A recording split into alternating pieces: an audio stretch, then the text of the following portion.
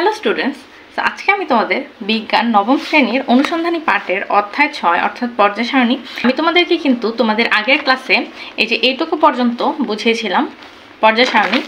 তো সবচেয়ে ভালো হয় তুমি যদি আমার আগের পর্ব একটা দেখে আসো। 1913 সালে বিজ্ঞানী মোসলে মৌলসমূহকে পারমাণবিক ভরের পরিবর্তে পারমাণবিক সংখ্যা অনুযায়ী পর্যায় সারণীতে সাজানোর জন্য প্রস্তাব করেন। তো দেখো, আমরা কিন্তু পূর্বের ক্লাসে যেগুলো দেখেছিলাম, যেসব বিজ্ঞানীর নাম, যেমন মেন্ডেলিফও কিন্তু পারমাণবিক ভরকে প্রাধান্য দিয়ে পর্যায় সারণীতে অবস্থান দিয়েছিল। কিন্তু এই যে বিজ্ঞানী মোসলে, তিনি কিন্তু সর্বপ্রথম পারমাণবিক সংখ্যা অনুযায়ী পর্যায় সারণীতে মৌলগুলোকে সাজিয়েছেন। এবং এই যে বিজ্ঞানী মোসলে, ওনাকে কিন্তু আধুনিক পর্যায় সারণীর জনক বলা হয়। তো এই অনুযায়ী যখন পর্যায় সারণীতে এগুলোকে সাজানো হয়, তখন কিন্তু তোমার এই যে আর্গনের পারমাণবিক সংখ্যা 18 এবং পটাশিয়ামের পারমাণবিক সংখ্যা হচ্ছে 19। তখন দেখা যায় যে আর্গন পটাশিয়ামের আগে বসে। অর্থাৎ তুমি যদি এখানে দেখো যে এই পর্যায় সারণীটা সাজানো হয়েছে তোমার পারমাণবিক সংখ্যা অনুযায়ী। এটা হচ্ছে সালফার 16, তারপর ক্লোরিন 17, আর্গন হচ্ছে 18, তারপর পটাশিয়াম হচ্ছে 19, তারপর ক্যালসিয়াম হচ্ছে 20, তারপর স্ক্যান্ডিয়াম 21। এরকমভাবে কিন্তু আস্তে আস্তে তোমার পারমাণবিক সংখ্যা বৃদ্ধির সাথে সাথে মৌলগুলোকে সাজানো হয়েছে। ফলে পারমাণবিক সংখ্যা অনুযায়ী পর্যায় সারণীতে মৌলসমূহকে স্থান দেওয়া হলে মেন্ডেলিফের ত্রুটিগুলো সংশোধিত হয়। আমরা জানি যে আন্তর্জাতিক রসায়ন ও ফলিত রসায়ন সংস্থা, যাকে আমরা আইইউপ্যাক বা ইউপ্যাক বলি, সেটার ফুল মিনিং হচ্ছে international union of pure and applied chemistry. এখন পর্যন্ত এই সংস্থাটি 118টি মৌলের সন্ধান পেয়েছে এবং 118টি মৌলের বেশিরভাগ মৌলই কিন্তু প্রকৃতিতে পাওয়া যায় এবং কিছু মৌল রয়েছে যেগুলো আমরা গবেষণাগারে তৈরি করেছি। তো দেখো, কাজেই তোমরা দেখতে পাচ্ছ বিজ্ঞানী ল্যাভোইসিয়ে মাত্র 33টি মৌল নিয়ে একটি ছক তৈরির কাজ শুরু করেছিলেন এবং মেন্ডেলিফ তারপর 63টি আবিষ্কার করেছিল এবং 4টি অনাবিষ্কৃত মৌলের কথা বলে গিয়েছিল, ভবিষ্যৎবাণী করেছিল এবং পরবর্তীতে সেটি 118টি মৌল নিয়ে তৈরি হয়েছে এবং সেটাকে আমরা বলি হচ্ছে এই যে আধুনিক পর্যায় সারণী। তো দেখো, পর্যায় সারণীতে মৌলের অবস্থান নির্ণয়। কিভাবে তুমি পর্যায় সারণীতে মৌলের অবস্থান নির্ণয় করবে? যেমন ধরো, এখানে বলা হয়েছে যে লিথিয়াম, হ্যাঁ, তো তোমার বইয়ে এই যে আমি এখানে পর্যায় দিয়ে দিয়েছি আর হচ্ছে গ্রুপ এদিকে দিয়ে দিয়েছি। এই যে খাড়া কলামগুলো, এদেরকে আমরা বলি হচ্ছে এক একটা গ্রুপ। আর এই যে সারি, এগুলো হচ্ছে যে আনুভঙ্গিকভাবে যেগুলো গিয়েছে সেগুলোকে আমরা বলি সারি। এখানে দেখো 7টা সারি বা পর্যায় রয়েছে। তো দেখো, তোমাকে কিন্তু এরকমভাবে প্রশ্ন করবে যে লিথিয়াম পর্যায় সারণীর কত নং অবস্থানে রয়েছে বা লিথিয়ামের পর্যায় সারণীতে অবস্থান নির্ণয় করো। এখানে কিন্তু আমরা দেখতে পাচ্ছি লিথিয়াম এই মৌলটা কিন্তু 1 নং গ্রুপের মধ্যে রয়েছে। আবার তুমি যদি সারি খেয়াল করো, তাহলে এটা হচ্ছে 1 নম্বর সারি, এটা হচ্ছে 2 নম্বর সারি। তাহলে লিথিয়াম কিন্তু হচ্ছে 2 নম্বর সারির একটি মৌল। তার মানে লিথিয়ামের অ্যাকুরেট অবস্থান হচ্ছে সেই 1 নম্বর গ্রুপের 2 নম্বর সারিতে অবস্থিত। আবার দেখো যে ম্যাগনেসিয়াম এটা হচ্ছে তোমার দেখো 2 নং গ্রুপে রয়েছে এবং সে 3 নং সারিতে রয়েছে। তো দেখো, মৌলের পর্যায় নম্বর নির্ণয় করার নিয়ম বা পদ্ধতি। তো তুমি পর্যায় নম্বর কিভাবে বের করবে? দেখো, কোনো মৌলের ইলেকট্রন বিন্যাস যদি লক্ষ্য করি, তাহলে মৌলটির ইলেকট্রন বিন্যাসের সবচেয়ে বাইরের সর্বোচ্চ প্রধান শক্তি স্তরের নম্বর হচ্ছে ওই মৌলটির পর্যায় নম্বর। যেমন লিথিয়ামের ইলেকট্রন বিন্যাস হচ্ছে এই যে এটা 1s2 2s1। লিথিয়াম এর ইলেকট্রন বিন্যাসের সবচেয়ে বাইরের শক্তি স্তর লিথিয়ামের 2 নম্বর পর্যায়ে, তাই লিথিয়াম হচ্ছে 2 নং পর্যায়ে অবস্থিত। এখন এই জিনিসটা তোমার খুব ভালো করে বুঝতে হবে, তোমার কিন্তু ইলেকট্রন বিন্যাসটা খুব ভালো করে জানতে হবে। কারণ এই যে আমরা পর্যায় সারণী পড়ছি, এই পর্যায় সারণীর মূল ভিত্তি হচ্ছে তোমার ইলেকট্রন বিন্যাস। এই পর্যায় সারণীকে সাজানো হয়েছে ইলেকট্রন বিন্যাসের অনুসারে। যেমন আমি কিন্তু পূর্বের ক্লাসেও বলেছি যে গ্রুপ 1-এর যেসব মৌল রয়েছে সবার কিন্তু সর্বশেষ কক্ষপথে একটা ইলেকট্রন রয়েছে এবং গ্রুপ 2-র যে মৌলগুলো সর্বশেষ কক্ষপথে তাদের 2টি ইলেকট্রন রয়েছে। তো তোমার ইলেকট্রন বিন্যাস কিন্তু এখানে মাস্ট জানতে হবে। তো দেখো, ইলেকট্রন বিন্যাস কিভাবে করে আমি তোমাদেরকে কিন্তু তোমাদের যে 5ম অধ্যায় ছিল পদার্থের গঠন, সেই চ্যাপ্টারে এটা কিন্তু আংশিক ধারণা দিয়েছি। তুমি না করে থাকলে সেটা করে আসবে। এবং এখন দেখো, তুমি দেখতে পাচ্ছ এটা হচ্ছে প্রথম কক্ষপথ, ঠিক আছে? এটাকে আমরা বলি 1 নম্বর কক্ষপথ, এটা হচ্ছে 2 নম্বর কক্ষপথ। আমরা কিন্তু জানি এরকমভাবে আরও 3-4 এরকম কক্ষপথ রয়েছে। 1 নম্বর কক্ষপথে সর্বোচ্চ তোমার 2টা ইলেকট্রন থাকতে পারে। এই যে দেখো, সর্বোচ্চ 2টা ইলেকট্রন। এবং দেখো, এই যে এই চিত্রটাই কিন্তু আমরা এরকমভাবে আঁকি, অর্থাৎ এটা আর এটা কিন্তু সেম, কিন্তু এখানে কিন্তু আমরা শুধুমাত্র প্রধান কক্ষপথটা দেখতে পারি এবং এখানে কিন্তু তোমার সহকারী বা উপশক্তি স্তর অথবা আমরা অরবিটাল বলি সেটা দেখতে পারি। এই যে দেখো, SPDF এগুলো হচ্ছে সব উপশক্তি স্তর, কনফিউজড হওয়া যাবে না। শক্তি স্তর এবং উপশক্তি স্তর কিন্তু আলাদা। যখন শক্তি স্তর বলবে শুধু তুমি ধরে নেবে সেটা হচ্ছে প্রধান শক্তি স্তর, এবং যখন উপশক্তি স্তর বলবে অথবা অরবিটাল বলবে তখন সেটা কিন্তু আলাদা।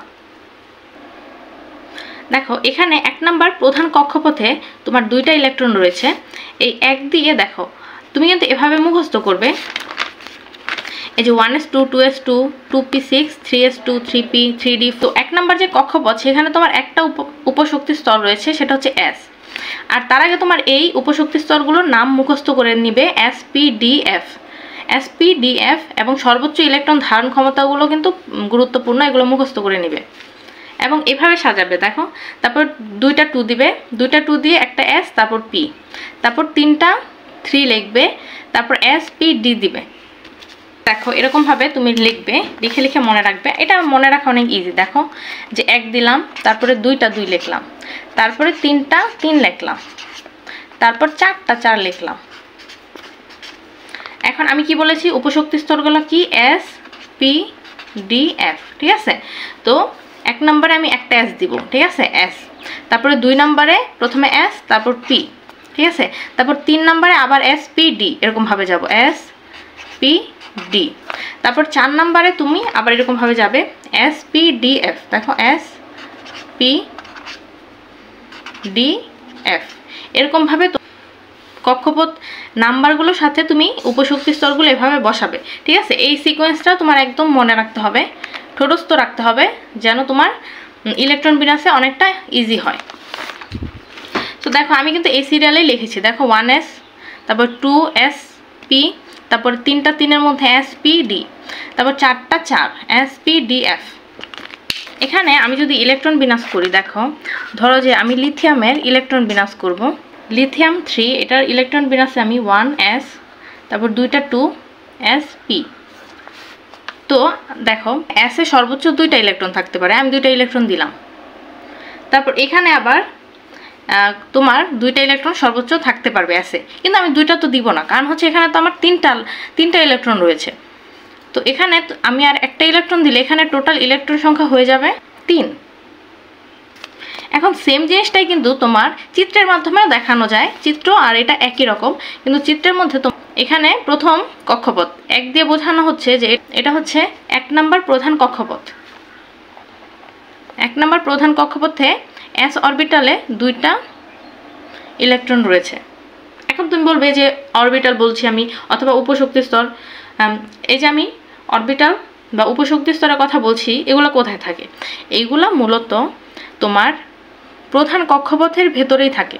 কারণ 1 নম্বর প্রধান কক্ষপথের ভেতর s অরবিটাল অথবা উপশক্তি স্তর রয়েছে একটা। তারপরে 2 নম্বর প্রধান কক্ষপথের মধ্যে তোমার 2টা উপশক্তি স্তর রয়েছে, s এবং p। তারপর 3 নম্বর প্রধান কক্ষপথের মধ্যে তোমার 3টা উপশক্তি স্তর রয়েছে, সেগুলো হচ্ছে s, p আর d। তারপর 4 নম্বর প্রধান কক্ষপথে 4টা উপশক্তি স্তর রয়েছে, এগুলোর নাম হচ্ছে s, p, d, f। এই যে দেখো 2 নম্বর প্রধান কক্ষপথের ভেতরে যে অরবিটাল রয়েছে, সেই অরবিটালে একটা ইলেকট্রন রয়েছে, এই যে দিয়ে দিলাম একটা ইলেকট্রন। যদি তোমাদের কিছু ইলেকট্রন বিন্যাস করিয়ে দেই, যেমন ধরো আমি যে সাপোজ সোডিয়ামের ইলেকট্রন বিন্যাস করব, তাহলে আমি কিভাবে লিখবো? দেখো এই যে এই সিকোয়েন্সটা আমরা ফলো করব। 1s2 আগে লিখে নিই,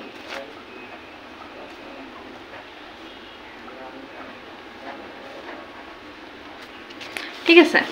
তারপর দেখো এখানে সর্বোচ্চ 2টা, এখানে সর্বোচ্চ 2টা, এখানে সর্বোচ্চ 6টা, এটুকু পর্যন্ত হলো 10টা, আর লাগে একটা, এই যে একটা দিয়ে দিলাম। আর এগুলো আমার দরকার নেই, কারণ হচ্ছে আমার ইলেকট্রন কিন্তু শেষ। এখানে সোডিয়ামের দেখো সোডিয়ামের এখানে 11টা ইলেকট্রন রয়েছে, এবং 11টা ইলেকট্রন কিন্তু এই যে 3s এ গিয়ে পূর্ণ হয়ে গেছে, তাই আমার আর এগুলোর প্রয়োজন নেই।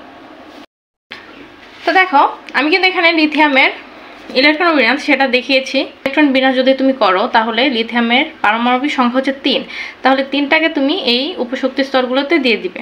তো 1 নম্বর উপশক্তি স্তরে 2টা থাকে, সর্বোচ্চ 2টা দিলাম।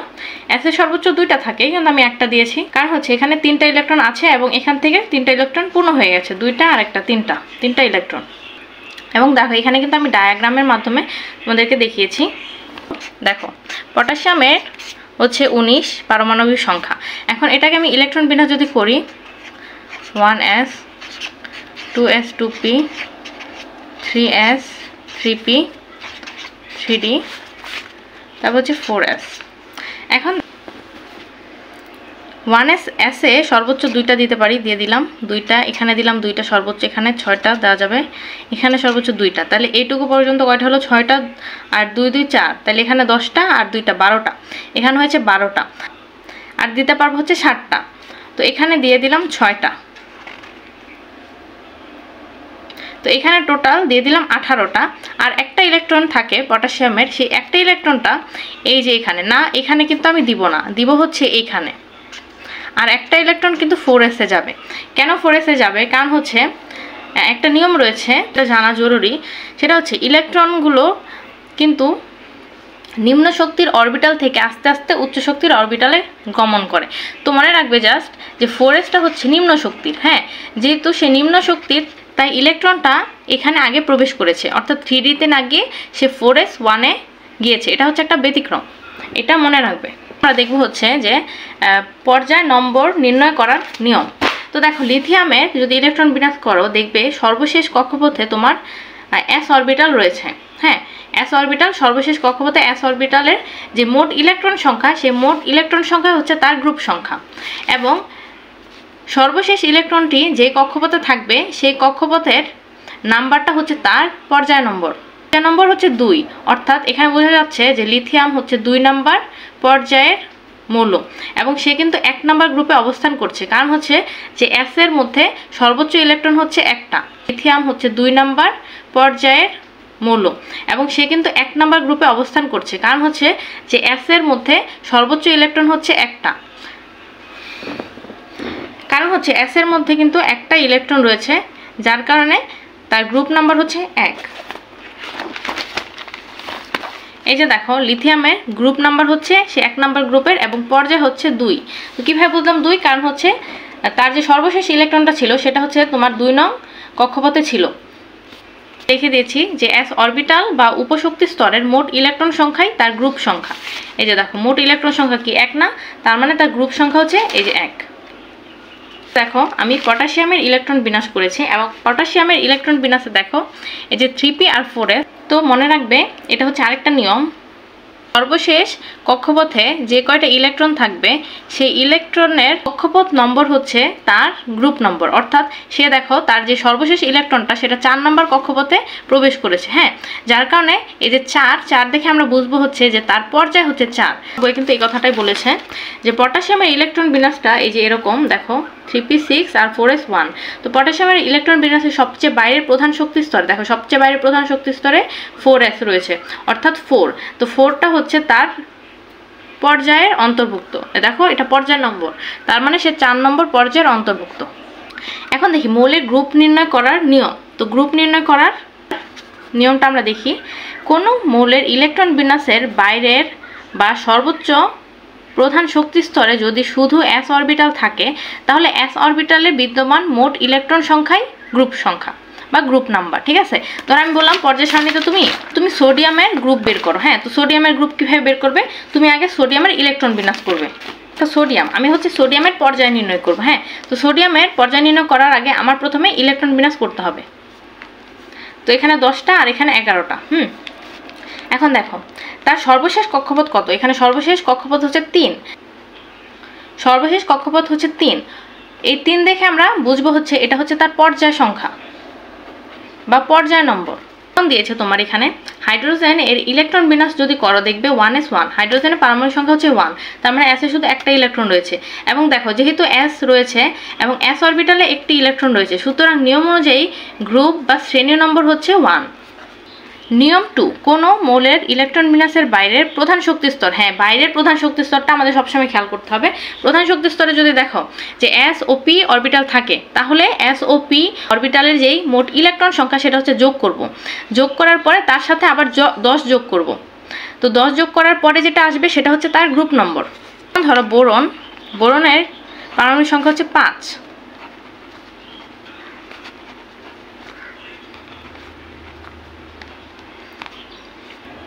এখন দেখো বোরনের যে সর্বশেষ কক্ষপথ কোনটা?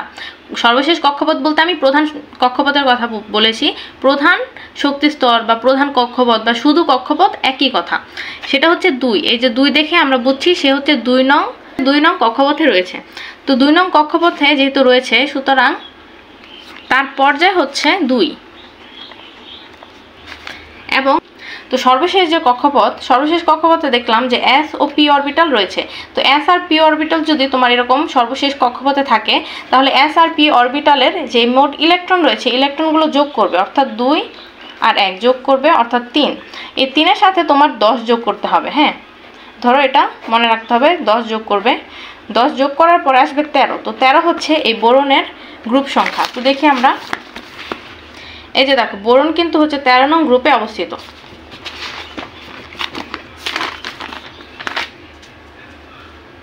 সেমভাবে তুমি বাসায় চেষ্টা করবে আরও। এই যে দেখো এখানে বোরনের ইলেকট্রন বিন্যাস হচ্ছে এই যে এরকম 2s2 2p। এক্ষেত্রে বোরনের বাইরের প্রধান শক্তি স্তরে কি s ও p অরবিটাল প্রথমে খুঁজবে যে s অরবিটাল আছে না sp একসাথে আছে।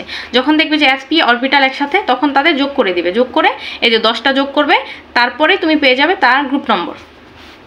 তারপর হচ্ছে আরেকটা নিয়ম আছে, 3টা নিয়মে দেখিয়েছে। আরেকটা নিয়মের মধ্যে আমি সহজ ভাষায় বলি, তোমার বই অনেক লম্বা করে বলেছে।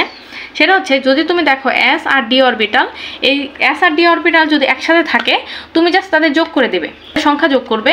আর 10টা কিছু যোগ করতে হবে না, শুধু s আর d যোগ করবে এবং যোগ করলে তুমি গ্রুপ নম্বর পেয়ে যাবে।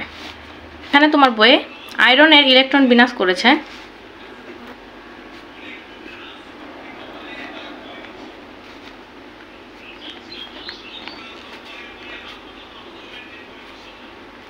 এই যে দেখো এইটুকু পর্যন্ত হচ্ছে 18টা মৌল, আর এখানে 18টা মৌল এবং আরও যে মৌলগুলো সেগুলো কিন্তু আমি আগে 3D-তে দিব না, আমি আগে 4s-তে দিব। কারণ একটু আগে আমি বললাম যে কম শক্তি স্তরের মধ্যে ইলেকট্রনগুলো আগে প্রবেশ করে, তাই মনে রাখবে যে 4s-এর মধ্যে ইলেকট্রন আগে দিতে হবে। 3D থেকে 4s-এ আগে ইলেকট্রন দিবে।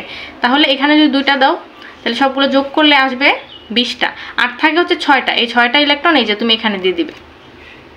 এখন দেখো কি বলেছিলাম যে সর্বশেষ কক্ষপথে তোমার এই যে s আর d অরবিটাল আছে না, s আর d অরবিটাল রয়েছে। s আর d অরবিটালের যে মোট ইলেকট্রন সংখ্যা এটা যোগ করবে। 6 যোগ হচ্ছে 2 কত হলো 8। এই যে 8, এই 8ই হচ্ছে এই আয়রনের গ্রুপ নম্বর। দেখি আমরা, এই যে দেখো Fe এটা কিন্তু 8 নম্বর গ্রুপের মধ্যে রয়েছে। দেখো 8 নম্বর গ্রুপের মধ্যে রয়েছে। এখন আমরা পর্যায় নির্ণয় করব। ধরো Fe এর পর্যায় কিভাবে নির্ণয় করব? দেখো Fe কিন্তু দেখতে পাচ্ছি 4 নং পর্যায়ে রয়েছে এই যে Fe বা আয়রন। তো এখন আমরা দেখি, এই যে দেখো এখানে কিন্তু সর্বশেষ যে ইলেকট্রন সেটা কিন্তু 4 নং প্রধান কক্ষপথে রয়েছে। এই যে 4 নম্বরটা দেখাই বুঝবা যে এটা হচ্ছে 4 নম্বর পর্যায়। একটা জিনিস একটু ট্রিক্স, তুমি কিন্তু একটা জিনিস দেখে বুঝতে পারবে, তোমার কনফিউজ হবে না। সেটা হচ্ছে দেখো 1 থেকে 7 পর্যন্ত কিন্তু পর্যায় রয়েছে, পর্যায় কিন্তু কম আর গ্রুপের সংখ্যা কিন্তু বেশি, ঠিক আছে? তো মনে রাখবে যে তুমি পর্যায় কিন্তু 7-এর বেশি লিখতে পারবে না, ঠিক আছে? সর্বোচ্চ এখানে 7 থাকবে বা এখানে 3 4 এরকম থাকে। কিন্তু আমরা যেহেতু উপরে যোগ করছি যার ফলে কিন্তু দেখো 8 9 10 12 13 এরকম আসছে কিন্তু, কারণ যখন যোগ করব তখনই কিন্তু সেগুলো গ্রুপ নম্বর হবে। কারণ মনে আছে যে গ্রুপগুলো কিন্তু বেশি সংখ্যায় আছে, গ্রুপ কিন্তু 18টা আর পর্যায় হচ্ছে মাত্র 7টা। তো এগুলো দেখা তুমি বুঝবে হচ্ছে পর্যায়। আবার গাথার মতো এই ইলেকট্রনগুলো যোগ করে ওগুলো আবার পর্যায় বানাই দিও না, কারণ হচ্ছে পর্যায়ে কিন্তু সর্বোচ্চ 7টা থাকতে পারবে, 7-এর বেশি কিন্তু পর্যায় হওয়া সম্ভব না। সুতরাং এখানে যদি 12 আসে বা 13 আসে তাহলে সেটা কোনো সময় পর্যায় হবে না, সেগুলো হবে গ্রুপ। দেখো তোমার বইয়ের মধ্যে এই কথাটাই বলেছে, কোনো মৌলের ইলেকট্রন বিন্যাসের বাইরের প্রধান শক্তি স্তরে s অরবিটালে কয়টি ইলেকট্রন থাকে সেটি লক্ষ্য করতে হবে। আর তার আগের প্রধান শক্তি স্তরে যদি d অরবিটাল থাকে এবং এই d অরবিটালের ইলেকট্রন সংখ্যাও গণনায় নিতে হবে। এখন উক্ত s ও d অরবিটালের ইলেকট্রন সংখ্যা যোগ করে যে সংখ্যা পাওয়া যাবে সেটি হচ্ছে মৌলের গ্রুপ নম্বর। যেমন আয়রনের ইলেকট্রন বিন্যাস এখানে করিয়েছে, আমি যেটা করালাম সেটাই। এক্ষেত্রে আয়রনের বাইরের প্রধান শক্তি স্তরে s অরবিটাল আছে এবং এই s অরবিটালের আগে খুঁজতে হবে d অরবিটাল আছে কিনা। হ্যাঁ, d অরবিটাল আছে এবং যার কারণে এই d অরবিটালের ইলেকট্রন আর s অরবিটালের ইলেকট্রন যোগ করে দেব, যোগ করলে হয় 8। ছক দেখিয়েছে মৌলের ইলেকট্রন বিন্যাস, পর্যায় নম্বর ও গ্রুপ নম্বর। দেখো হাইড্রোজেনের ইলেকট্রন বিন্যাস যদি করো 1s1, s এ একটা ইলেকট্রন। এখন দেখো s1 মানে কি, 1 দেখে আমরা কি বুঝবো? তার গ্রুপ নাম্বার হচ্ছে 1, সে 1 নাম্বার গ্রুপে রয়েছে। এই যে দেখো, হ্যাঁ হাইড্রোজেন 1 নাম্বার গ্রুপের মধ্যে রয়েছে। এখন একটা ব্যতিক্রম, সেটা হচ্ছে যে হিলিয়াম ভাই। এই হিলিয়াম হচ্ছে তোমার এসে কিন্তু 2টা ইলেকট্রন রয়েছে, যার কারণে সে কিন্তু 2 নাম্বার গ্রুপে থাকার কথা ছিল, যেহেতু এসে 2টা ইলেকট্রন, কিন্তু সে কিন্তু ব্যতিক্রম। দেখো তোমার বইয়ে বলেছে যে সে ব্যতিক্রম, তার 2-এ থাকার কথা ছিল, কিন্তু সে আছে হচ্ছে যে 18-তে। তারপর দেখি বোরন, আমি এটা করিয়েছি বোরনের। দেখো সে হচ্ছে আগে 2 রয়েছে, 2, তার মানে সে তার পর্যায় হচ্ছে 2 নাম্বার পর্যায়ে, এবং ইলেকট্রন হচ্ছে তার, দেখো এসআরপি রয়েছে না, এসআরপি থাকলে আমি কি বলেছি যে এসআরপি যোগ করবা, তার সাথে 10 যোগ করতে হবে, তাহলে এই যে 13। তারপর দেখো এসআরপি রয়েছে, যোগ করে 10 যোগ করতে হবে, এই যে 15 নং গ্রুপের মধ্যে রয়েছে। সেমভাবে এই যে নিয়নও 18 নং গ্রুপে রয়েছে। এখানে যেহেতু শুধু 3s রয়েছে, সর্বশেষ কক্ষপথে শুধু একটা s রয়েছে, s অরবিটাল রয়েছে, যার কারণে সেটা কিন্তু হচ্ছে তোমার 2 নাম্বার গ্রুপের মূল। s অরবিটালের আগে d অরবিটাল রয়েছে, তাই তাদের সংখ্যা যোগ করে তুমি তাদের গ্রুপ নির্ণয় করবে। আর পর্যায় নির্ণয় করাটা কিন্তু অনেক সোজা, শুধু আগের সংখ্যাটা খেয়াল করবে যে কত আছে। 2 আছে, তার মানে তার পর্যায় হচ্ছে 2। এই যে 2 আছে মানে পর্যায় 2, এই যে 2 পর্যায়। এই যে দেখো 3 আছে, সর্বশেষে 3 আছে, তার মানে হচ্ছে 3। এই যে দেখো সর্বশেষে 4 নাম্বার রয়েছে, তার মানে হচ্ছে পর্যায় 4। সুতরাং উপরে আলোচনা থেকে বোঝা যায় যে কোনো ইলেকট্রন বিন্যাসের মাধ্যমে সেটি কত নম্বর পিরিয়ডে এবং কত নম্বর গ্রুপে অবস্থান করছে তা বের করা সম্ভব। এই যে দেখো সবচেয়ে ইম্পর্টেন্ট লাইন, ইলেকট্রন বিন্যাসই পর্যায় সারণীর মূল ভিত্তি, এই কথাটি বলা যায়। তো আমি চেষ্টা করি তোমাদের সবচেয়ে সহজভাবে বোঝানোর। তো আমার ভিডিওগুলো যদি তোমার ভালো লাগে, তো নেক্সটে আরও ভিডিও পেতে আমার চ্যানেলটি সাবস্ক্রাইব করে রাখবে।